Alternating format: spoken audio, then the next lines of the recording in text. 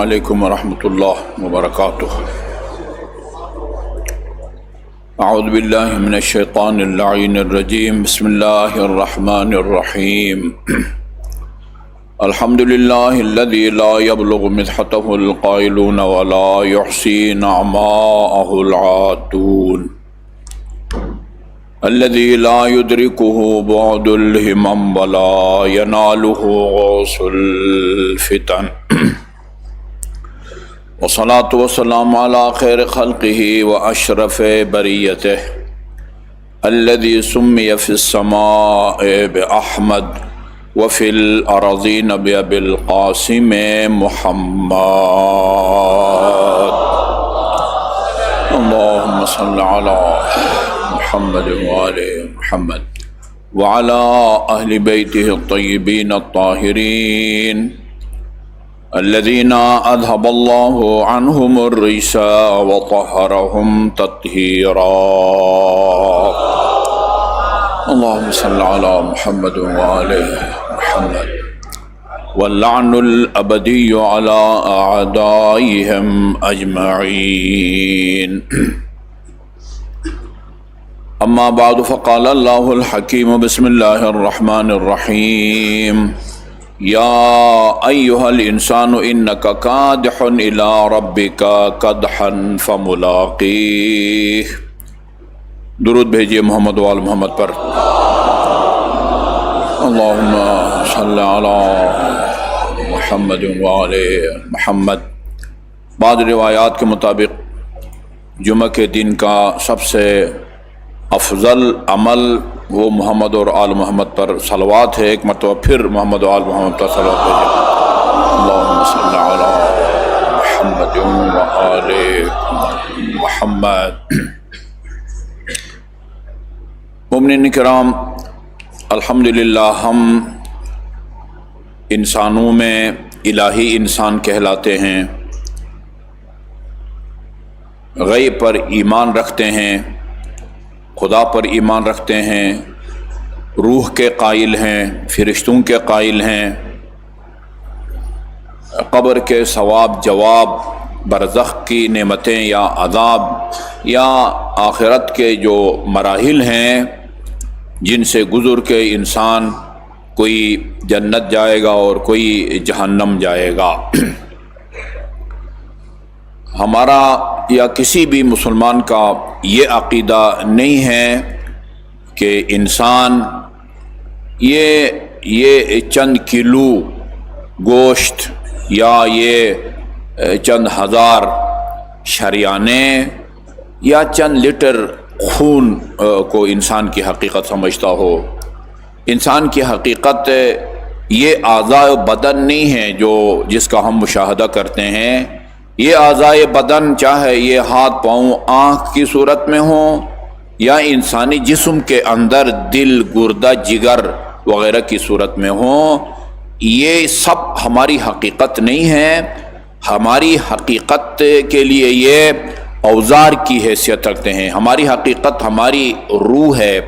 مرنے کے نتیجے میں ہم معدوم نہیں ہو جاتے۔ امام جواد امام محمد تقی علیہ السلام کا فرمان ہے، اللہم صلی علی محمد وآل محمد، خلقتم للبقاء لا للفناء۔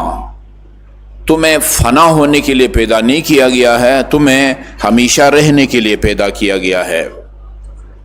ویسے تو یہ جسم جو بظاہر قبر کے اندر مٹی میں خاک میں تبدیل ہو جاتی ہے، یہ بھی معدوم نہیں ہو جاتے۔ وہ مٹی ہو، بعض علماء کرام کو وہ تشیع کے مکتب اہل بیت کی تبلیغ کے جرم میں ان کو شہید کر کے ان کو زندہ جلا دیا گیا اور ان کی خاکستر اور راہ کو دریا برد کر دیا گیا ہے۔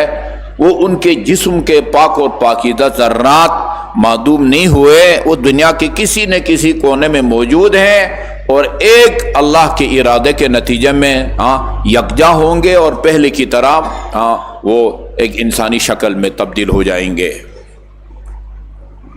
یہ ایک طولانی سفر درپیش ہے مسلمانوں کو، اس طولانی سفر کا آغاز ہوتا ہے جانکنی سے۔ میں کئی دفعہ شیخ عباس قمی کی کتاب المنازل الآخرت کا تعارف کرا چکا ہوں۔ المنازل الآخرہ یعنی جو سفر آخرت ہے اس کی منزلیں، اس کے مراحل، کن کن مراحل سے، منزلوں سے گزر کے انسان روز قیامت اپنی آخری منزل مقصود کو پہنچے گا۔ المنازل الآخرہ، یہاں سے وہ شروع کرتے ہیں۔ وہ پہلا قدم یا پہلا مرحلہ جہاں سے ہم اس عالم آخرت کے سفر کا آغاز کرتے ہیں وہ شروع ہوتا ہے جانکنی سے، جب عزرائیل ملک الموت قبض روح کو خدا کہیں اپنی طرف منسوب کرتا ہے، تمہاری روحیں میں قبض کرتا ہوں۔ سورہ زمر میں فرمایا اللہ یتوفی الانفس حین موتها، جس کو بھی موت آتی ہے اس کی روح کو اللہ قبض کرتا ہے۔ کہیں ملائکہ کی طرف اللہ تعالیٰ منسوب فرماتا ہے، بہت سارے فرشتے یہ کام کرتے ہیں۔ کہیں ملک الموت اسرائیل کی طرف، سب ٹھیک ہے، اللہ کی طرف نسبت دینا، ایک اسرائیل کی طرف نسبت دینا، سب فرشتوں کی طرف نسبت دینا، یہ ساری نسبتیں صحیح ہے۔ یہاں سے جو ہے نا وہ شروع ہوتا ہے۔ اور ہماری روایات کے اندر بتایا گیا ہے کہ یہ جہاں سے یہ سفر آخرت شروع ہوتا ہے اور مختلف منزلوں سے گزر کے انسان آخری منزل مقصود تک پہنچتا ہے، کہاں کہاں انسان کو مشکلات پیش آ سکتی ہیں اور ان مشکلات سے بچنے کا کیا طریقہ ہے، یہ ہم کو یہ بتایا گیا ہے۔ یہ میں آج رسول اکرم صلی اللہ علیہ وسلم کا ایک فرمان آپ کی خدمت میں لے کے آیا ہوں۔ اس میں ہے کہ میں جلدی پڑھتا ہوں، مجھے یاد پڑتا ہے چند سال پہلے میں یہ آپ کو سنا چکا ہوں، ہو سکتا ہے کسی کے لیے روایت نہیں ہو، اگر کسی نے پہلے سن رکھی ہو تو اس کے لیے یاداوری یا یاد دہانی ہو جائے گی، کیونکہ اللہ تعالیٰ کا حکم بھی ہے ذکر فإن الذکر تنفع المؤمنین، وقتاً فوقتاً لوگوں کو یاد دلاتے رہیں۔ ہمارے اقوال اور ہماری روایات، جاء رجل الی النبی، ایک شخص ان حضرت صلی اللہ علیہ وسلم کی خدمت میں آیا اور کہا اتأذن لی ان اتمنى الموت، یا رسول اللہ آپ اجازت دیتے ہیں کہ میں موت کی تمنا کروں؟ میں کوئی وہ اس کی تفصیل میں نہیں جاتا، تشریح نہیں کرتا، صرف وہ روایت کا جو ہے نا تحت اللفظی ترجمہ آپ کو سناتا جاتا ہوں۔ یا رسول اللہ آپ اجازت دیتے ہیں کہ میں موت کی تمنا کروں؟ فرمایا الموت شیء لا بد منہ، تم تمنا کرو یا نہ کرو یہ ایک ناگزیر حقیقت ہے۔ کل نفس ذائقۃ الموت، ہر شخص نے موت کا ذائقہ چکھنا ہے، موت کا ذائقہ ہر کوئی چکھے گا، ہر کسی نے اس دنیا سے، کل من علیہا فان ویبقى وجہ ربک ذو الجلال والاکرام، موت ایک ناگزیر چیز ہے۔ وسفر طویل، اور موت کے نتیجے میں ایک طولانی سفر کا آغاز ہوتا ہے۔ وسفر طویل، پھر فرمایا ينبغي لمن ارادہ ان يرفع 10 ہدایا، جو آدمی یہ اس عالم آخرت کے سفر پر جانا چاہتا ہے، جس کی پہلی منزل موت ہے، یہ کئی منزلیں آئیں گی اور وہ کئی منزلوں میں بہت ساری چیزوں سے آپ کو واسطہ پڑے گا، اور اس منزل سے آسانی سے گزرنے کے لیے، اس منزل کے لیے آپ کو کوئی نہ کوئی ہدیہ تیار اور آمادہ رکھنا ہوگا۔ یہاں سے لاہور جاتے ہیں، خصوصاً آپ کے وہ جی ٹی روڈ سے، تو وہاں کئی جو ہے نا وہ ٹول پلازے ہیں، میرے خیال میں 30 روپے جو ہے نا وہ دے کے جانا پڑتا ہے۔ یہ راستے میں کئی منزلوں سے گزر کے تم پہنچو گے، اور ہر منزل کا جو ذمہ دار ہے، ذمہ دار آفیسر کہیں یا ڈیوٹی پر موجود، اس کے لیے آپ کو کوئی نہ کوئی ہدیہ جو ہے نا وہ تیار کرنا ہوگا، وہ وہاں سے، ورنہ وہاں سے گزرنے میں دشواری ہوگی۔ اچھا جی، سب سے پہلے فقال وما ہی یا رسول اللہ، وہ 10 ہدایہ کیا ہیں، کہاں کیا کچھ دینا پڑتا ہے؟ فقال ہدیۃ اسرائیل، سب سے پہلے اسرائیل نے ہماری روح کو قبض کرنا ہے نا، اس کو کچھ نہ کچھ دینا ہے. اس کا نام جو بھی آپ رکھیں، نذر نیاز رکھیں، ہدیہ رکھیں، تحفہ رکھیں جی، وہ تبرک جو بھی نام رکھتے ہیں، اس کو کچھ دینا ہوتا ہے تاکہ جانکنی کا مرحلہ آسان ہو جائے. یہ کوئی معمولی مرحلہ نہیں ہوتا. اسی شیخ عباس قمنی رحمۃ اللہ علیہ نے لکھا ہے، من اراد ان تخفف علیہ سکرات الموت، جانکنی جو بہت سخت اور کٹھن وہ مرحلہ اور منزل ہے، اگر وہ چاہتا ہے کہ یہ سکرات الموت جانکنی کا مرحلہ آسان ہو، فلیکن لوالدیہ بارا، اس کو چاہیے کہ اپنے والدین کے ساتھ نیکی کرے، وہ چاہے زندہ ہوں یا اس دنیا سے رخصت ہو چکے ہوں. ولقرابتہ وصولا، اور جو اپنے قریبی رشتہ دار ہیں ان کے ساتھ اچھا حسن سلوک رکھے، اس کے نتیجے میں جانکنی کا مرحلہ آسان ہو جاتا ہے. وہ ایک ہدیہ تم اسرائیل کے لیے تیار کرو، اس کے بعد وہ ہدیۃ القبر، پھر قبر جانا ہوگا. فشار قبر یہ ایک ناقابل انکار حقیقت ہے. فشار قبر کہتے ہیں، عربی میں ضغطۃ القبر کہتے ہیں، ضاد غین توئن آخر میں گول تے، ضغطۃ القبر، قبر دباتی ہے یا دبوچتی ہے. وہ قبر کو بھی جو ہے نا وہ کچھ نہ کچھ دینا ہوگا تاکہ تم عذاب قبر سے بچو. اور ہدیۃ منکر و نکیر، نکیر اور منکر جو آپ سے آ کے پوچھیں گے من ربک کا، ما دینک کا، ما قبلتک کا، من نبیک کا، من امامک کا، ان کو دینے کے لیے بھی وہ ہدیہ تیار رکھو. ٹھیک ہے نا جی، اس جیب میں رکھو، اس جیب میں رکھو، تاکہ موقع پر دو اور بغیر کسی تاخیر کے وہاں سے گزر سکو. وہ ہدیۃ المیزان، اس کے بعد پھر میزان ہے. ایک قرآنی حقیقت ہے، ناقابل انکار ہے جی.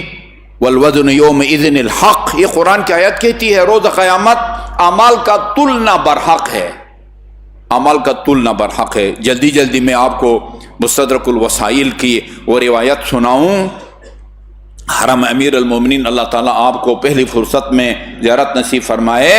میرا خیال میں جب آپ باب قبلہ سے جاتے ہیں اور آخری دروازہ جس کے بعد سامر ذریح مقدس ہے، اس کے اوپر مستدرک حاکم کی وہ روایت ہے جو حضرت عمر نے رسول خدا صلی اللہ علیہ وآلہ وسلم سے نقل کیا ہے اور فرمایا ہے لو وضع السماوات السبع والارضین السبع فی کفۃ میزان، اگر 7 آسمان و زمین کو روز قیامت وہ سارے اعمال، وہ چاہے آپ نے ہاتھوں سے کیے ہوں، کانوں سے کیے ہوں، آنکھوں سے کیے ہوں، پاؤں سے کیے ہوں یا دل سے کیے ہوں، توحید اللہ کا عقیدہ یہ دل کا عمل ہے، وہ سارے تلیں گے. سارے آسمان اور زمین روز قیامت اگر وہ ترازو کے ایک پلڑے میں رکھیں.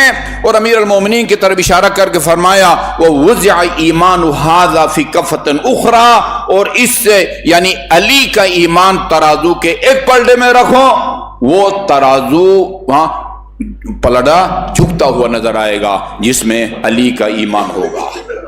تلقین میں بھی آپ کہتے ہیں نا اللہم صلی اللہ محمد وآل محمد، تلقین میں بھی آپ کہتے ہیں والمیزان حق والجنت حق والنار حق وتطایر الکتب حق، یہ ساری چیزیں برحق ہیں. وہاں والمیزان حق، اعمال کا تلنا بھی برحق ہے اور ایک ناقابل انکار حقیقت ہے.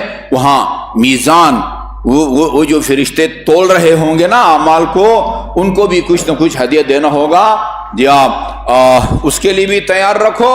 اور اسی طرح وہ ہدیۃ الصراط، پل صراط سے گزرتے وقت بھی جو ہے نا ادھر جن کی ڈیوٹی ہوگی ان کو دینے کے لیے ہدیت جو ہے نا وہ تیار کرو. مرحوم صدوق یا علی، پتہ نہیں جس نے نہیں خریدی فوراً خریدے. یہاں سے دونوں کتابیں نا مرحوم صدوق کی صفات الشیعہ و فضائل الشیعہ، چھوٹی چھوٹی کتابیں ہیں، 200-250 کی ہوں گی. وہ بہت پہلے وہ میں نے خریدی تھی، ابھی تو ظاہر ہے مہنگائی بڑھ گئی ہے. 2 کتاب بھی نہیں کہنا چاہیے، کتابچے. فضائل الشیعہ کی پہلی روایت جو ہے وہ یہاں سے شروع ہوتی ہے کہ رسول خدا نے فرمایا ہے اللہ من احب علیا لا یخرج من الدنیا حتی یشرب الکوثر. جس کے دل میں علی کی محبت ہوگی حوض کوثر پینے سے پہلے وہ اس دنیا سے نہیں جائے گا۔ اسی میں ایک جملہ ہے الا من حب علیا یمر علی الصراط کالبرق اللامع، برق رفتاری کہاوت ہے، جس تیز رفتاری برق جس کے دل میں علی کی محبت ہوگی پل صراط سے برق رفتاری سے گزرے گا، جہاں لوگوں کے قدم پھسلیں گے اور دھڑام سے، وہ کہتے ہیں نا وہ پل صراط جو ہے وہ جہنم کے اوپر بنا ہوا ہے، ہاں وہ جو گزر گیا اور جو نہ گزر سکا، اچھا جی اس کا انجام کا وہ ہدیت الصراط، پل صراط سے گزرنے کے لیے بھی وہ ہدیہ چاہیے، وہ ہدیت مالک، جہنم کا جو داروغہ ہے اس کا نام مالک ہے، اور جو جنت کا دربان ہے یا دوسرے الفاظ میں جس کے پاس دوزخ کی چابیاں ہیں وہ مالک کہلاتا ہے، اور جس کے پاس وہ جنت کی اس کا نام رضوان ہے۔ اور ہماری روایات کے مطابق ایک خاص تقریب میں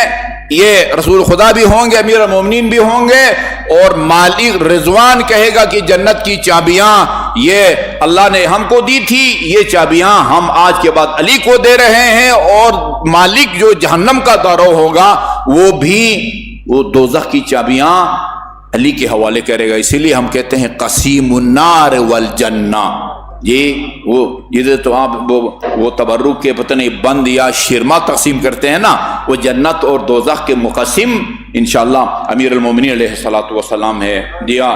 وہ یہ مالک کو بھی کچھ دینا پڑتا ہے، رضوان جو جنت کا دربان ہے اس کو بھی دینا پڑتا ہے، وہ ہدیت النبی، اور روز قیامت رسول خدا کی خدمت پہ بھی کچھ پیش کرنا ہوتا ہے، وہ ہدیت جبرائیل، وہ جبرائیل کے لیے بھی جو ہے نا وہ ہدیہ تیار رکھو، اور سب سے آخر میں سب سے پہلے نام ہونا چاہیے تھا لیکن یہاں ہے اللہ کی بارگاہ میں بھی کچھ پیش کرنا ہوتا ہے، یہ 10 چیزیں۔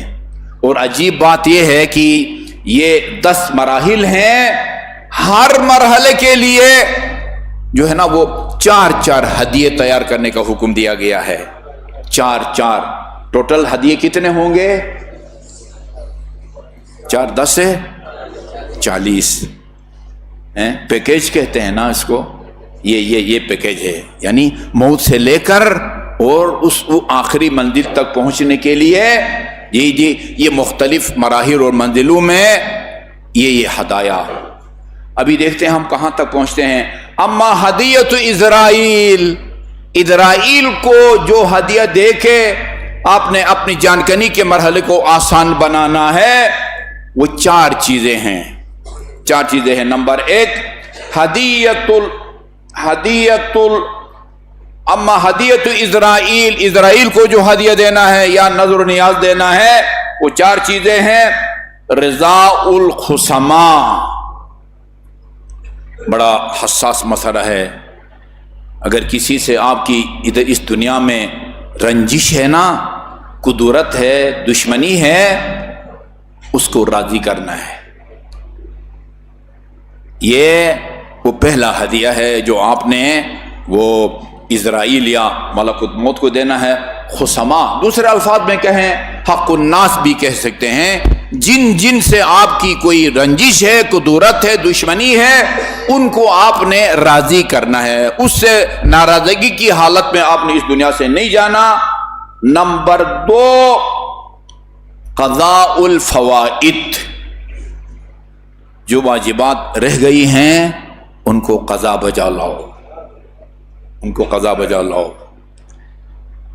ہم ایصال ثواب کی مجالس میں کہتے ہیں یہ ایصال ثواب کی مجلس ہے، قرآن خوانی ہے، مجلس کے بعد جو ہے نا وہ حسب توفیق وہ نیاز کے نام سے حاضرین مجلس کو کچھ نہ کچھ کھلاتے ہیں، اس کی افادیت کا کوئی انکار نہیں کر سکتا، لیکن اگر یہ کام نہ بھی کریں، مجلس نہ کریں، تیسرے کی 7ویں دن 40ویں یا برسی، وہ اللہ مرحوم سے نہیں پوچھے گا کہ تمہارے لواحقین نے تمہاری ایصال ثواب کے لیے قرآن خوانی یا مجلس ادا کیوں نہیں کرائی۔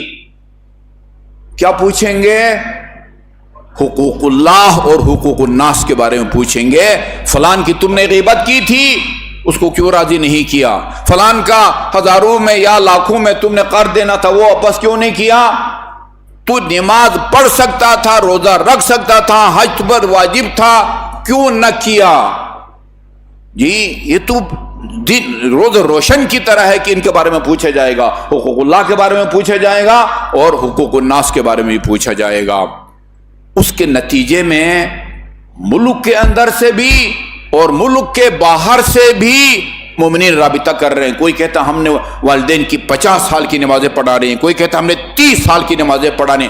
بہت سارے ٹیلی فون کالوں سے پتہ چلتا ہے کہ مرحوم یا مرحومہ نے ساری زندگی نہ کوئی روزہ رکھا ہے اور نہ کوئی نماز پڑھی ہے۔ ابھی ایک مومن نے وہ فون کیا ہے کہ اس طرح ہمارے کچھ مرحومین ہیں، ان کی نمازوں روزے ہیں، تقریباً کوئی 50-55 لاکھ روپیہ بنتا ہے، آپ اپنا اکاؤنٹ نمبر دے دیں۔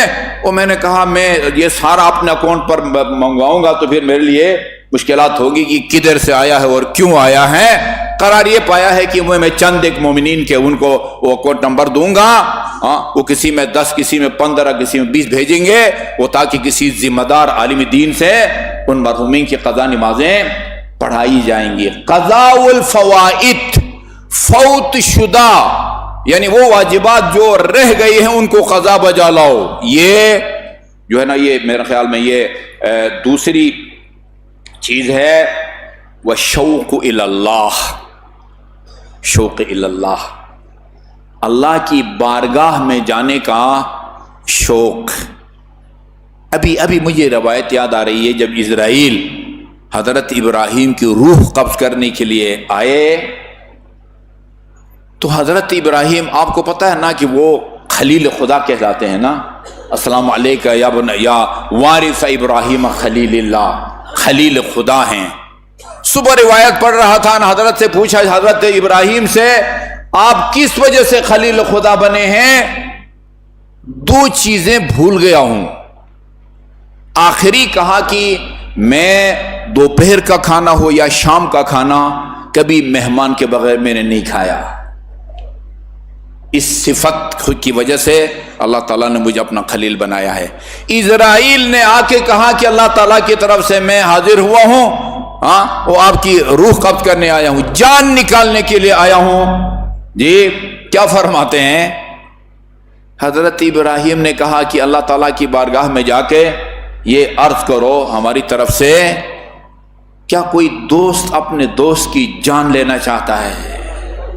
خلیل ہے نا، اللہ حضرت ابراہیم کے دوست ہیں اور حضرت ابراہیم اللہ تعالیٰ کے دوست ہیں۔ ان سے جا کے کہیں کہ کوئی خلیل دوست اپنے دوست کی جان لینے اسرائیل گیا۔ وہ خاصان خدا کی باتیں ہوتی ہے۔ رسول خدا صلی اللہ علیہ وسلم کے پاس بھی اسرائیل آیا، یا رسول اللہ، اللہ کا حکم ہے آپ کی روح قبض کرنے کے لیے آیا ہوں۔ فرمایا میرے بھائی جبرائیل کو آنے دو۔ جبرائیل امین آئے، روایت میں نے نہیں دیکھی، آیت اللہ آصف محسنی، وہ ان کی ایک تقریر ہے چینل کے اوپر، رحلت پیغمبر صلی اللہ علیہ وآلہ وسلم کے نام سے ان کی تقریر ہے، اس کے اندر ان کا جبرائیل کو آنے دو۔ جبرائیل امین نے آ کے بتایا وہ جنت میں فلاں فلاں فلاں فلاں نعمت جو ہے نا وہ آپ کے لیے آمادہ ہے۔ گویا ان حضرت کو وہ تشویق کر رہا ہے جبرائیل امین، آپ موت کے نتیجے میں اس دنیا کی مشکلات سے، زحمتوں سے آپ کو نجات مل جائے گی اور آخرت کی نعمتیں وہاں کی حوریں آپ کے انتظار میں ہوں۔ اللہ رحمت کرے، روتے بھی تھے اور ساتھ ساتھ یہ فرمایا، جبرائیل سے کہا یہ تو تم میرا انجام بتا رہے ہو، میری امت کا کیا بنے گا؟ جبرائیل سے رسول خدا نے پھر وہ آئے کریم وَلَسَوْفَ يُعْطِيكَ رَبُّكَ فَتَرْضَىٰ يَا عَسَىٰ أَن يَبْعَثَكَ رَبُّكَ مَقَامًا مَحْمُودًا۔ اتنی آپ کو اپنے گناہگار امتوں کی شفاعت کی اجازت ملے گی کہ آپ راضی ہوں گے۔ جی اس کے بعد پھر وہ قبض روح کا سلسلہ۔ اچھا جی، یہ حضرت ابراہیم کی درخواست جب اسرائیل اللہ کی بارگاہ میں لے کے گئے، جس میں فرمایا تھا کہ میں تو تیرا خلیل اور دوست ہوں، کون سا ایسا دوست ہے جو اپنے دوست کی جان لینا چاہتا ہے؟ اللہ کی طرف سے جواب ملا، میرے خلیل سے جا کے کہو کوئی دوست اپنے دوست کے پاس جانے سے کتراتا ہے؟ ہاں میرے پاس آ رہے ہو نا، انا للہ و انا الیہ راجعون، اللہ یتوفی الانفس حین موتہا، تم میرے پاس آ رہے ہو، کسی نعوذ باللہ دشمن یا غیر ذمہ دار آدمی کے پاس نہیں جا رہے ہو، تم اگر خلیل ہو تو خلیل کے پاس جا رہے ہو، کسی اور کے پاس نہیں جا رہے ہو۔ جی کسی برگزہ ہستی کی توہین مقصد نہیں ہے، لیکن یہ محمد اور آل محمد کی تعلیمات میں ہے۔ یہ میرے مومنین کا فرمان ہے نا، شیرخوار بچہ شیر مادر سے اتنا مانوس نہیں ہوتا جتنا علی موت سے مانوس ہے۔ لقاء اللہ کا شوق رکھتا ہو، اور سب سے پہلی منزل کے لیے اور کیا ہونا چاہیے؟ یہ لقاء اللہ ہے، اور یہ ہو گئی اسرائیل کے ہدیہ، وہ 4 چیزیں ہیں۔ والتمنی للموت، موت کی تمنا بھی یہ وہ تحفہ ہے جو آپ نے اسرائیل کو دینا ہے۔ ادھر کوئی مزاحمت یا اعتراض جو ہے نا، وہ یہ قبض روح کے عمل کو ناپسندیدہ نہیں سمجھنا، آپ نے ناپسندیدہ نہیں سمجھنا۔ وہ جب روح وہ ابھی ضربت پڑتی ہے، ابھی موت نہیں آئی، وہ 21 کی صبح کی بات ہے، 19 کی صبح کی بات ہے، 23 کو جا کے شہید ہوئے ہیں۔ جب ضربت پڑی ہے تو فرمایا فزت ورب الکعبہ، رب کعبہ کی قسم علی کامیاب ہو گیا۔ اچھا جی، اور فرمایا وشوق لطم الموت، یہ 4 ہو گئی۔ وہدیۃ القبر، قبر کے لیے کیا ہدیہ تیار کریں، کیا ایسا کام کریں جس کے نتیجے میں انسان فشار قبر اور عذاب قبر سے محفوظ رہے، بچے۔ یہ بھی 4 چیزیں ہیں۔ نمبر 1 ترک النمیمہ، چغل خوری سے بچو۔ چغل خوری کے نتیجے میں انسان عذاب قبر میں مبتلا ہو جاتا ہے، بد اخلاقی کے نتیجے میں بھی عذاب قبر مبتلا ہو جاتا ہے۔ صرف یہی نہیں ہے، یہ نمونے کے طور بیان کیا ہے، ورنہ آپ کو پتا ہے وہ سعد بن معاذ جس کا جنازہ رسول خدا نے پڑھا، اس کے جنازے میں فرشتوں نے شرکت کی ہے، اس کو قبر میں اتارا ہے، اور اتارنے کے بعد جب اس کی ماں کے پاس گئے تعزیت کے لیے، تسلیت کے لیے، افسوس کے لیے، بے ساختہ اس کی ماں کے منہ سے یہ جملہ نکلا، ابشر بالجنت یا سعد بیٹے تمہیں جنت مبارک ہو۔ رسول خدا نے فرمایا تمہیں کس نے بتایا کہ وہ جنت چلا گیا؟ ادھر پہنچ کے فون کیا ہے اس نے، اے رسول اللہ، جس کے جنازے میں رسول خدا نے شرکت کی ہو، اپنے ہاتھ سے قبر میں اتارا ہو، وہ جنت نہیں جائے گا؟ فرمایا جائے گا انجام کے طور پر، لیکن ابھی بھی اسی وقت وہ عذاب قبر میں مبتلا ہے، اس لیے کہ وہ اہل خانہ کے ساتھ، والدین کے ساتھ، بیوی بچوں کے ساتھ، بہن بھائیوں کے ساتھ اس کا سلوک و برتاؤ اچھا نہیں تھا۔ نمیمہ، چغل خوری کے نتیجے میں بھی انسان عذاب قبر میں مبتلا ہو جاتا ہے، بد اخلاقی کے نتیجے میں عذاب قبر کو مبتلا ہوتا ہے۔ اور واستبراؤہ من البول، یہ دیکھتے ہیں نا، یہ باہر جو لوگ واش روم جا کے پانی استعمال نہیں کرتے، اور اس کی میں ایک صاحب کے بھائی کا انتقال ہوا تھا، میں ان کے جنازے میں گیا، مجھے وضو کرنے کے لیے واش روم جانے کی ضرورت پڑی، تو ادھر دیکھا کہ وہ جگہ بھی بنی ہوئی ہے جہاں پر کھڑے ہو کے پیشاب کرتے ہیں، وہی انڈین کا موڈ بھی ہے، اور دوسرے وہ کرسی والی بھی ہے، یہاں تک تو ٹھیک ہے، یہ کیوں بنایا بھائی؟ انہوں نے کہا کہ اس کی کیا ضرورت ہے بھائی، یعنی اس کا مطلب ہے کہ آپ کے گھر میں ایسے افراد بھی آتے ہیں جو معذرت کے ساتھ، میرے پاس دوسرے متبادل الفاظ نہیں ہیں جسے میں آپ کو سمجھا سکوں، کھڑے ہو کے پیشاب کرنے کی جگہ بنی ہوئی ہے، بھائی اس جگہ کا تم سے کیا واسطہ ہے بھائی، تم سے کیا واسطہ ہے؟ وہ بنائیں جو اس طرح وہ کرتے نا، ان کو پانی کی ضرورت ہے، وہ ایک ٹیشو پیپر بھی استعمال نہیں کرتے۔ یہ اچھا جی،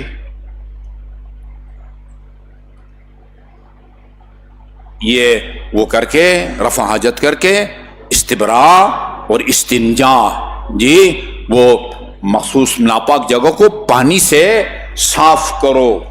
اب ایسی جگہ ہے جہاں دور دور تک کوئی پانی نہیں ہے، وہ ایک مجبوری کی حالت ہوتی ہے، مجبوری کی حالت میں تم مردار کے گوشت کھانے کی بھی اجازت ہوتی ہے، وہ الگ بات ہے، لیکن گھر کے اندر ایسی جگہ بناؤ جی، یا بالکل وہ نہ لوٹا ہے نہ کوئی پائپ ہے جس کے ذرا انتظار کریں، ٹیشو پیپر پر جو گزارا کرتا ہے وہ عذاب قبر میں مبتلا ہوتا ہے۔ اچھا جی، اور والغیبہ، یہ تو آپ کے کان پکا دیے ہیں میں نے نا غیبت کے بارے میں بول بول کے۔ جی آپ، یہ قبر، اس کا مطلب ہے کہ غیبت کرنے والا بھی عذاب قبر میں مبتلا ہوتا ہے، چغل خور بھی عذاب قبر میں مبتلا ہوتا ہے، اور رفع حاجت کے بعد استبراء اور استنجا نہ کرنے والا بھی عذاب قبر میں مبتلا ہوتا ہے۔ اور یہ ترک النبی وقراءۃ القرآن، کثرت سے قرآن مجید کی تلاوت کرنا، اس سے بھی انسان عذاب قبر میں مبتلا ہوتا ہے۔ اور آخری قبر کا ہدیہ عرض کروں، اور باقی آئندہ جمعہ میں، وصلاۃ اللیل، جو پابندی سے پڑھتے ہیں اللہ ان کو ثابت قدم رکھے اور اس کو تا حیات جاری رکھنے کی توفیق عطا فرمائے، اور جو پابند نہیں ہے اللہ تعالیٰ ان کو پابندی کی توفیق عطا فرمائے۔ صلاۃ اللیل، روایات میں ہے اللہ نے نماز شب اور تہجد کا اجر ثواب نہیں لکھا قرآن میں، اس لیے کہ اتنا زیادہ ہے کہ اس کو بیان نہیں کیا جا سکتا۔ صلاۃ اللیل، نماز تہجد جو پڑھتا ہے وہ بھی عذاب قبر سے محفوظ رہتا ہے۔ اللہ تعالی ہمیں ان مراحل کے لیے ہدایا پہلی فرصت میں تیار رکھنے کی توفیق عطا فرمائے۔ اعوذ باللہ من الشیطان الرجیم، بسم اللہ الرحمن الرحیم۔ والعصر ان الانسان لفی خسر الا الذین آمنوا وعملوا الصالحات وتواصوا بالحق وتواصوا بالصبر۔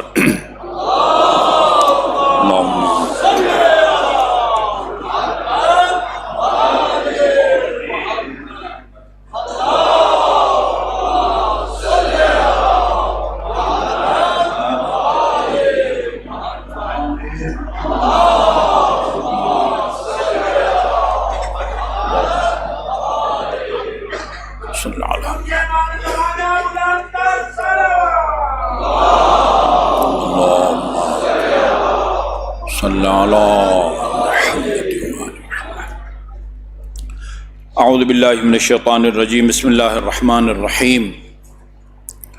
الحمد للہ رب العالمین، والصلاة والسلام علی خیر خلقہ محمد وآلہ الطیبین الطاہرین، ولا سیما علی ابن امہ امیر المؤمنین علی بن ابی طالب علیہ الصلاة والسلام، وعلی ابنتہ الصدیقۃ الطاہرہ فاطمۃ الزہراء سیدۃ نساء العالمین، وعلی سبطیہ الحسن والحسین سید شباب اہل الجنہ، وعلی علی بن الحسین زین العابدین، ومحمد بن علی الباقر، وجعفر بن محمد الصادق، وموسى بن جعفر الكاظم، وعلی بن موسى الرضا، ومحمد بن علی التقی، وعلی بن محمد النقی، والحسن بن علی الزکی العسکری، والخلف الحجہ، اللہم عجل فرج وسہل مخرجہ، لیملأ الارض قسطا وعدلا کما ملئت ظلما وجورا، واللعن الابدی علی اعدائهم اجمعین۔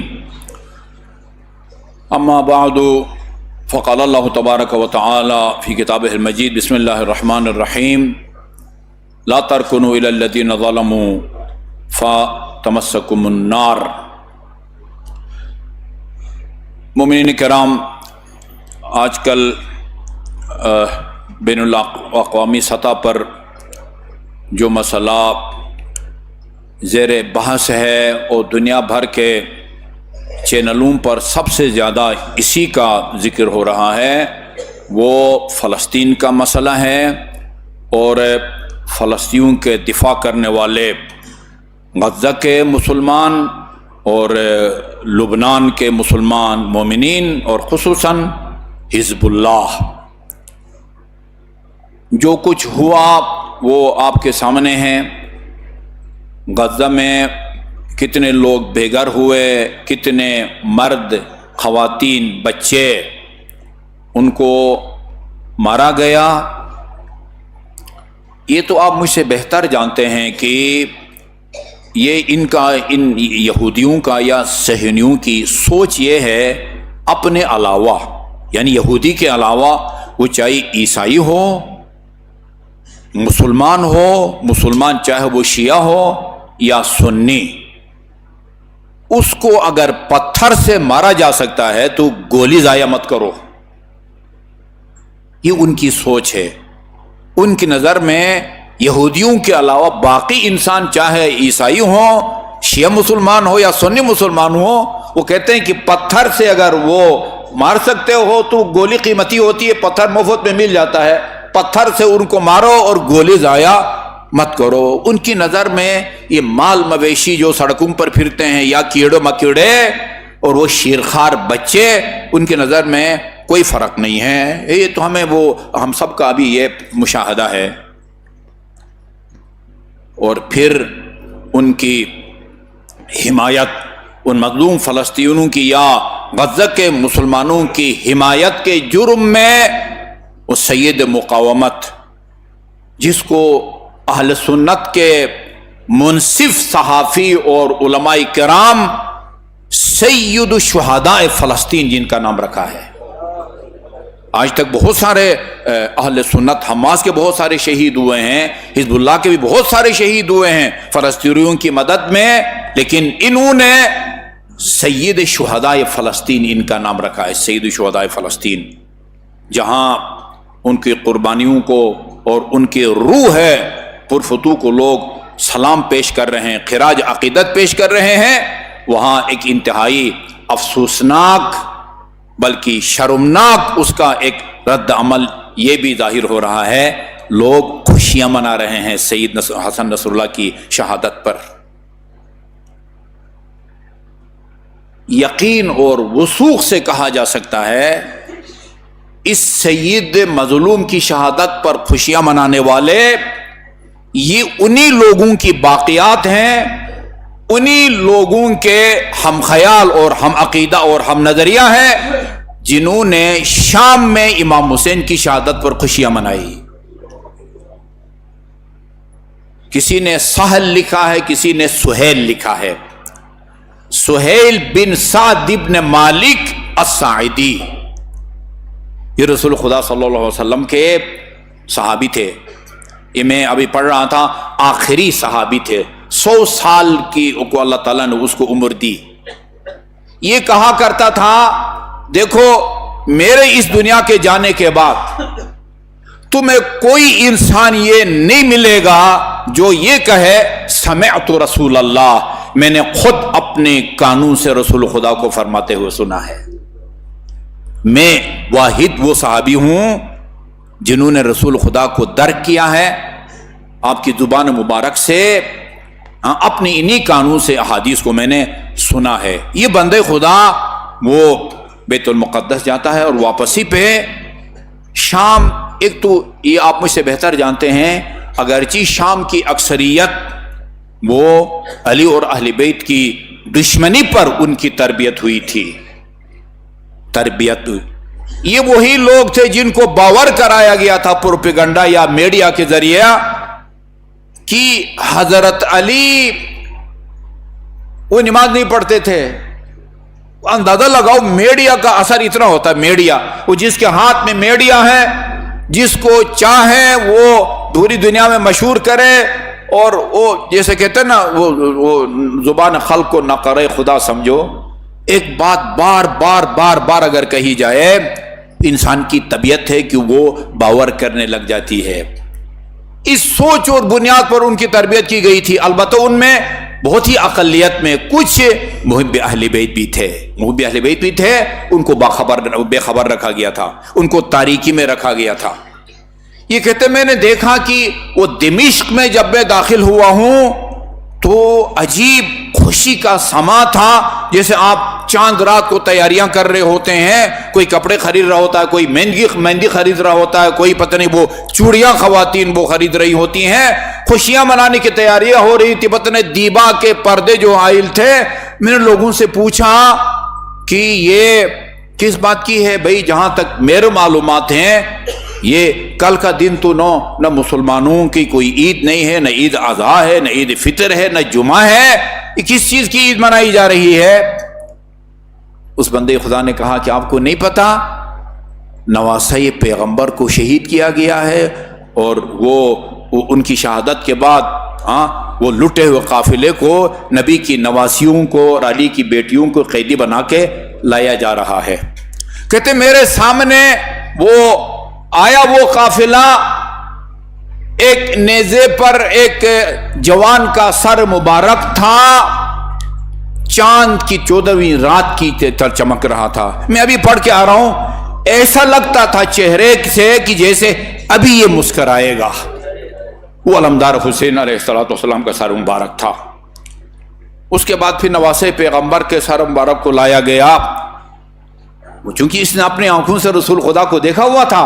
سہیل یا سعد ابن مالک ساعدی نے سب سے زیادہ انسانوں میں رسول خدا کی وہ شکل اس کی ملتی جلتی تھی، مسکراہٹ تھی، نگاہیں، یہاں تک لکھتا ہے کہ نگاہ آپ کی مشرق کی طرف تھی۔ خدا جانے آپ کی نگاہ مشرق کی طرف کیوں تھی۔